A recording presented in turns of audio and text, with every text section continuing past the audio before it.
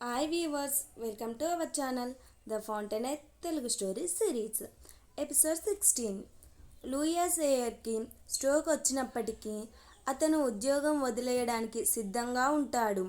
శరీరం సహకరించపోయినా, చేతులు వణుకుతున్నా ప్రతి 2-3 రోజులకు ఒకసారి ఆఫీస్కు వస్తూనే ఉంటాడు. కానీ ఇప్పుడు అతనికి అక్కడ ఎలాంటి గౌరవం లేదు. అతని పేరు మాత్రమే సంస్థలో మిలిగింది. ఒకప్పుడు ఎంతో మర్యాదగా ఉండే పీటర్ కీటింగ్ కూడా ఇప్పుడు అతన్ని పట్టించుకోడు. ఎయిర్ చెప్పిన ఆదేశాలను కూడా ఎవరు పట్టించరు. చివరకు ఎయిర్ ఫ్రాంకెన్ దగ్గరికి వెళ్ళి పీటర్ గురించి ఫిర్యాదు చేస్తాడు. కానీ ఫ్రాంకెన్ అతని మాటలను పట్టించుకోకుండా, మీ ఆరోగ్యం బాగోలేదు, మీకే అలా అనిపిస్తుంది అని చెప్పి విషయం ముగిస్తాడు. ఇంతలో ప్రపంచవ్యాప్తంగా సంచలనం సృష్టించే ఒక భారీ ఆర్కిటెక్చర్ పోటీ ప్రారంభించబడుతుంది.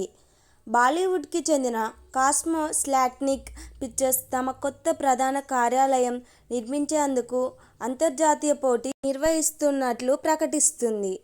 కోట్ల రూపాయల విలువైన ఈ భవనం ప్రపంచంలోనే అత్యంత అందమైన భవనం కావాలని వారు ప్రకటిస్తారు. ఈ పోటీ వార్తతో మొత్తం ఆర్కిటెక్చర్ ప్రపంచం ఆనందంతో మునిగిపోతుంది.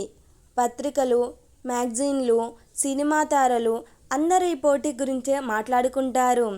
ఫ్రాంకెన్ వెంటనే పీటర్ కీటింగ్ని పిలిచి, ఇది నీ జీవితంలో అతిపెద్ద అవకాశం, నువ్వు గెలిస్తే ప్రపంచమంతా నీ పేరును గుర్తుంచుకుంటుంది అని ప్రోత్సహిస్తాడు. గెలిస్తే బహుమతిలో భాగం కూడా ఇస్తానని చెబుతాడు. పీటర్ ఎంతో కష్టపడి డిజైన్ వేస్తాడు. కానీ అతనికి తనపై నమ్మకం ఉండదు. తను వేసిన డిజైన్ నిజంగా బాగుందా లేదా అనే సందేశం అతన్ని వెంటాడుతుంది. చివరకు అతను ఒక నిర్ణయం తీసుకుంటాడు. ఎవరినీ అడగకూడదని అనుకున్నప్పటికీ అతను హోవర్డ్ రోర్క్ ఆఫీస్కి వెళ్తాడు. రోర్క్ అతన్ని ప్రశాంతంగా లోపలికి రమ్మంటాడు. పీటర్ తన డిజైన్ చూపిస్తూ కేవలం అభిప్రాయం మాత్రమే కావాలని చెబుతాడు.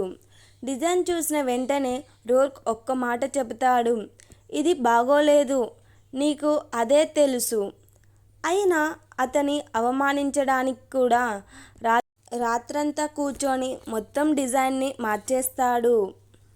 థియేటర్ ప్లాన్, మెట్లు, మార్గాలు, నిర్మాణం, ప్రతి అంశాన్ని మరింత సమర్థవంతంగా రూపొందిస్తాడు. పీటర్ ఆశ్చర్యపోతూ అడుగుతాడు, నువ్వే ఈ పోటీలో ఎందుకు పాల్గొనడం లేదు?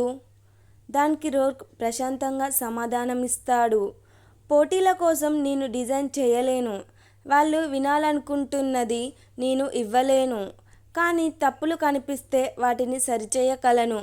మరుసటి రోజు పీటర్ రోర్క్ రూపొందించిన ప్లాన్లను శుభ్రంగా కాపీ చేసి తన పేరుతో పోటీకి పంపిస్తాడు.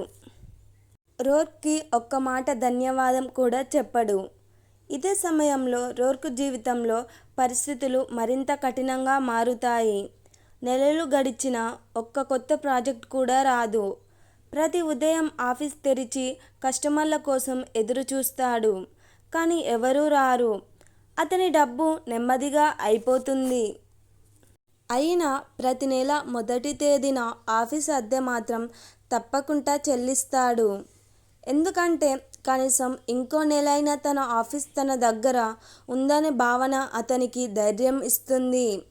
ఇతరులు మాత్రం అతన్ని విఫలమైన ఆర్కిటెక్చర్గా చూడడం మొదలు పెడతారు. ఇక్కడితో ఈ ఎపిసోడ్ ముగుస్తుంది. నెక్స్ట్ ఎపిసోడ్లో హెన్రీ కామెరన్ చివరి రోజులు, రోర్క్కి ఇచ్చిన చివరి సందేశం, డొమినిక్ పీటర్ మధ్య జరిగిన షాకింగ్ సంఘటన, ఇవన్నీ తెలుసుకోవాలంటే నెక్స్ట్ ఎపిసోడ్లో కలుద్దాం. ఈ వీడియో మీకు నచ్చితే లైక్ చేయండి, అలాగే సబ్స్క్రైబ్ చేసుకోండి.